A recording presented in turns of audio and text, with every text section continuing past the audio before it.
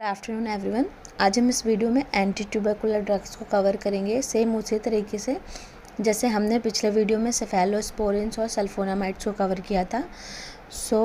Introduction अगर हम देखते हैं तो ट्यूबरकुलोसिस एक ऐसी डिजीज़ होती है, ये एक रेस्पिरेटरी इन्फेक्शन है जो कि एक बैक्टीरिया के कारण होता है जिसका नाम होता है माइकोबैक्टीरियम ट्यूबरकुलोसिस।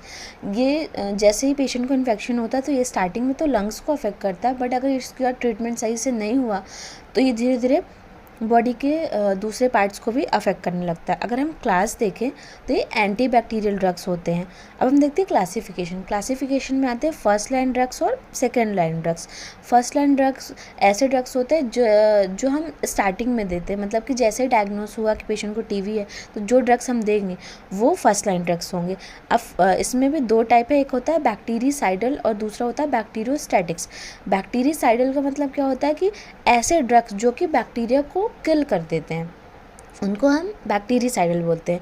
और बैक्टीरियोस्टैटिक्स का क्या होता है कि ऐसे ड्रग्स जो कि बैक्टीरिया की ग्रोथ को इनहिबिट करते हैं, ग्रोथ को स्लो डाउन कर देते हैं, उनका रिप्रोडक्शन को रोक देते हैं, ऐसे ड्रग्स बैक्टीरियोस्टैटिक्स ड्रग्स कहलाते हैं। तो अगर हम एग्जांपल देखें फर्स्ट लाइन ड्रग्स के तो पहला एग्जांपल है आइसोनियाजिड, रिफैम्पिसिन, पायराजिनामाइड और स्टेप्टोमाइसिन। ये किस चीज़ के एग्जाम्पल है? बैक्टीरिसाइडल के एग्जाम्पल है। और अगर हम बैक्टीरियोस्टैटिक्स में देखें तो बैक्टीरियोस्टैटिक्स में इथाम्ब्यूटॉल इसका एग्जाम्पल है। इसकी ये ट्रिक है, पहली ट्रिक है Paris, PERIS, P for pyrazinamide, E for ethambutol, R for rifampicin, I for isoniazid और S फॉर स्टेप्टोमाइसिन। अगर हम दूसरी ट्रिक की बात करें तो दूसरी ट्रिक है in Rome pets eat spinach. So in for isoniazid, Rome for rifampicin, pets for pyrazinamide, eat for ethambutol, spinach for streptomycin. ये दो ट्रिक को अगर हम यूज़ करें, जो भी आपको पसंद हो, जो भी ट्रिक आप याद कर सकते हो, उस ट्रिक को यूज़ करके आप एक बार में फर्स्ट लाइन ट्रिक के सारे एग्जाम्पल को याद कर पाएंगे। अब हम देखेंगे सेकेंड लाइन ड्रग।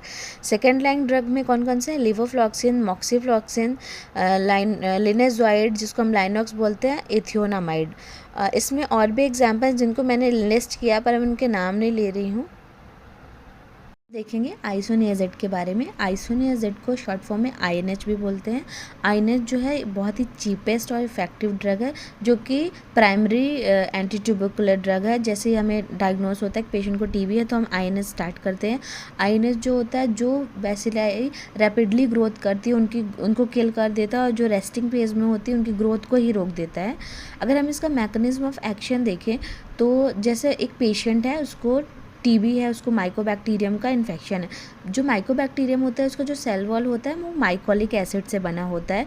तो जैसे ही पेशेंट INH लेता है, INH जाता है, वो बैक्टीरिया का ही एक एंजाइम होता है जिसका नाम होता है INZ, शॉर्ट फॉर्म में बोलते हैं, पर इसका जो नाम होता है वो होता है bactericidal catalase peroxidase.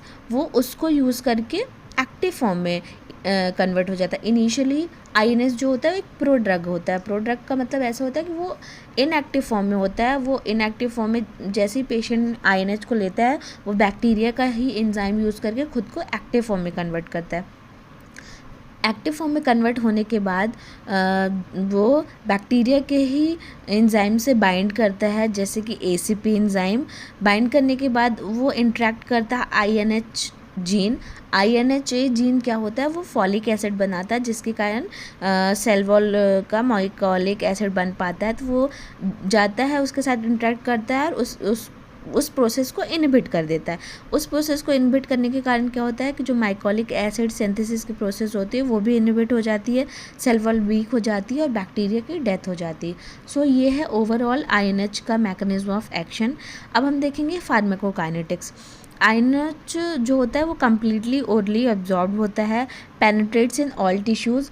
Tubercular activities होती हैं, tubercular cavities, ascitic fluid, necrotic tissue, caseous material and CSF। अगर हम इसका मेटाबॉलिज्म देखें तो it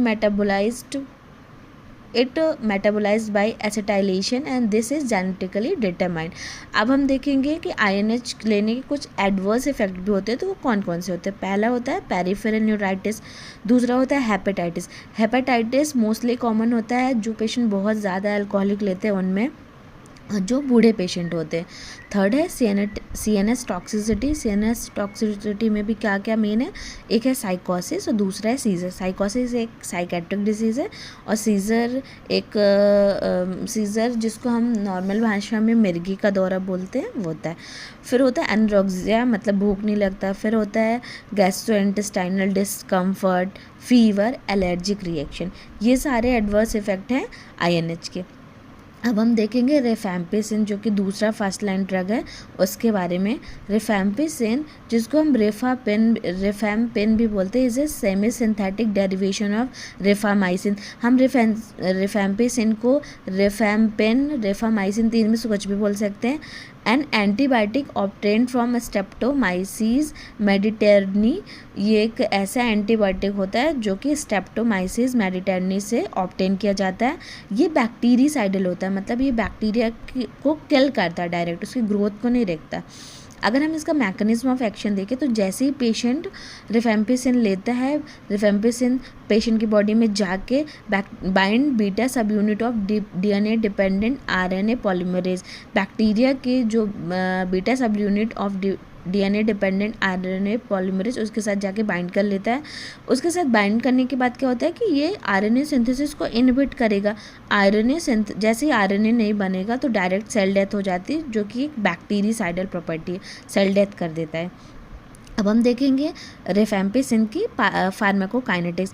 rifampicin is well absorbed and has good tissue penetrability. अगर इसका मेटाबॉलिज्म देखें तो लीवर में होता है, एक्सक्रीशन हो इसका through bile and undergo enterohepatic circulation. अब हम देखेंगे रिफैम्पिसिन के एडवर्स इफेक्ट के बारे में। तो पहला जो मेन एडवर्स इफेक्ट है रिफैम्पिसिन का वो है हेपेटोटॉक्सिसिटी। किस किस केस में हेपेटोटॉक्सिसिटी होती है, जैसे कि रिसीविंग अदर हेपेटोटॉक्सिक ड्रग। अगर पेशेंट कोई और हेपेटोटॉक्सिक ड्रग ले रहा है प्लस साथ में रिफैम्पिसिन भी ले रहा है तो उसको हेपेटोटॉक्सिसिटी हो सकती है। क्रोनिक एल्कोहलिक पेशेंट है, उसमें अगर रिफैम्पिसिन चल रही है, पेशेंट को लीवर डिस्फंक्शन है और उसमें रिफैम्पिसिन चल रही तो उसको हेपेटोटॉक्सिसिटी हो सकता है। दूसरा है इसका एडवर्स इफेक्ट जो है गैस्ट्रोइंटेस्टाइनल डिस्टर्बेंस। इसमें क्या क्या आएगा, एपीगैस्ट्रिक डिस्ट्रेस हो सकता है, नोजिया होगा, वॉमिटिंग होगा, एब्डोमिनल क्रैम्प्स आएंगे पेशेंट को, डायरिया भी हो सकता है। फ्लू लाइक सिंड्रोम मतलब कि फीवर होगा पेशेंट को, बॉडी एक होगा, चिल्स होंगे, हेमोलाइटिक अनीमिया हो सकता है पेशेंट को। हेमोलाइटिक अनीमिया मतलब कि RBC का डिस्ट्रैक्शन होने लगेगा जिसके कारण पेशेंट का अनीमिया हो जाएगा। चौथा जो है CNM सिम्टम, उसमें क्या क्या हो सकता है, पेशेंट को हेडेक हो सकता है, ड्राउजीनेस हो सकता है, डिजीनेस हो सकता है, टैक्सिया हो सकता है, कन्फ्यूज़न हो सकता है, पेरिफेरल न्यूरोपैथी हो सकता है। पांचवा जो एडवर्स इफेक्ट है वो हाइपर सेंसिटिविटी रिएक्शन भी हो सकता है, जैसे कि कोई एलर्जिक रिएक्शन हो गया। छठवां क्या होगा, staining of secretion. Rifampicin stains the secretion including tear, saliva and sweat and orange red colour and the patient should be inform about this. Staining of secretion का मतलब क्या होता है, जैसे जो पेशेंट रिफैम्पिसिन लेता है वो उसके टीयर, सलाइवा और स्वेट का कलर चेंज कर सकता है जो कि ऑरेंज रेडिश कलर में होता है। तो ये एक एडवर्स इफेक्ट है, हमें पेशेंट को इस बारे में इन्फॉर्म करना है पहले से। अगर हम ड्रग इंट्रैक्शन देखें, ड्रग इंट्रैक्शन का मतलब होता है कि अगर रिफैम्पिसिन के साथ कोई और ड्रग ली जा रही है या फिर किसी और ड्रग के साथ रिफैम्पिसिन ली जा रही है तो फिर क्या उसका एक्शन हो सकता है। तो अगर रिफैम्पिसिन को हम अमाइनो सैलिसाइक्लिक एसिड के साथ देते हैं तो अगर पेशेंट को अमाइनो सैलिसाइक्लिक एसिड चल रहा है और साथ में रिफैम्पिसिन चल रहा है तो उसका एब्जॉर्प्शन डिले हो सकता है और रिड्यूस बायोएबिलिटी ऑफ रिफैम्पिसिन की बायोएबिलिटी रिड्यूस हो जाएगी। If both are needed then gap 8 to 12 hours between. अगर पेशेंट में दोनों ड्रग की ज़रूरत है, अमाइनो सैलिसाइक्लिक एसिड की भी और रिफैम्पिसिन की, तो इट मस्ट बी कि दोनों के बीच में जो गैप हो, दोनों ड्रग जो पेशेंट ले रहा है तो उन दोनों के बीच जो गैप हो वो 8 से 12 घंटे के बीच का हो। दूसरा है कि ओरल कॉन्ट्रासेप्टिव्स प्लस रिफैम्पिसिन। अगर कोई पेशेंट ओरल कॉन्ट्रासेप्टिव्स ले रही है और साथ में रिफैम्पिसिन भी ले रही है, it reduces effectiveness of oral contraceptive. तो जो उसके ओरल कॉन्ट्रासेप्टिव्स हैं वो इतने अच्छे से वर्क नहीं करेंगे, उसका जो इफेक्टिवनेस होगा वो रिड्यूस हो जाएगा। थर्ड है एंटीकोगुलेंट प्लस रिफैम्पिसिन।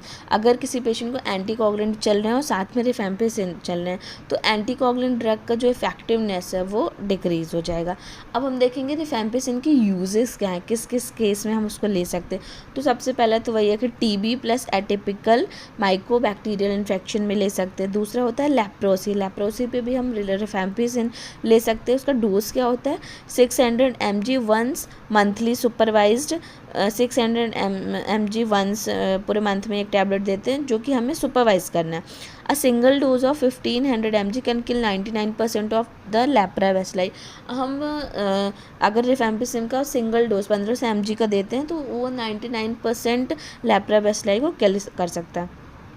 तीसरा है prophylaxis, H influenza and meningococcal meningitis particular in children. अगर एच इन्फ्लुएंजा का इन्फेक्शन, मेलेंजोकोकल इन्फेक्शन है तो हम 20 mg पर kg per day for 4 days को देते हैं रिफैम्पिसिन। चौथा है रेजिस्टेंट स्टेफिलोकोकल इन्फेक्शन, तो इसमें हम rifampicin plus beta lactam antibody antibiotic या फिर वैनकोमाइसिन देते हैं। पाँचवा है ब्रूसेलोसिस में रिफैम्पिसिन देते हैं 6 to 900 mg प्लस इसके साथ डॉक्सीसाइक्लिन देते हैं 200 mg। ये हम डेली फॉर 6 वीक्स के लिए देते हैं। अब हम देखेंगे पायराजिनामाइड। जो पायराजिनामाइड है वो केमिकली INS जो कि हम आइसोनियाजिड से सिमिलर होता है। It is weakly tuberculocidal. Weakly tuberculocidal का मतलब क्या है कि ये बैक्टीरिया को किल तो करता है पर इतनी स्पीड से नहीं करता, इसका वर्क जो होता है वो वीक होता है। More active in acidic medium, अगर एसिडिक मीडियम इसको मिलता है तो ज़्यादा अच्छे से वर्क करता है।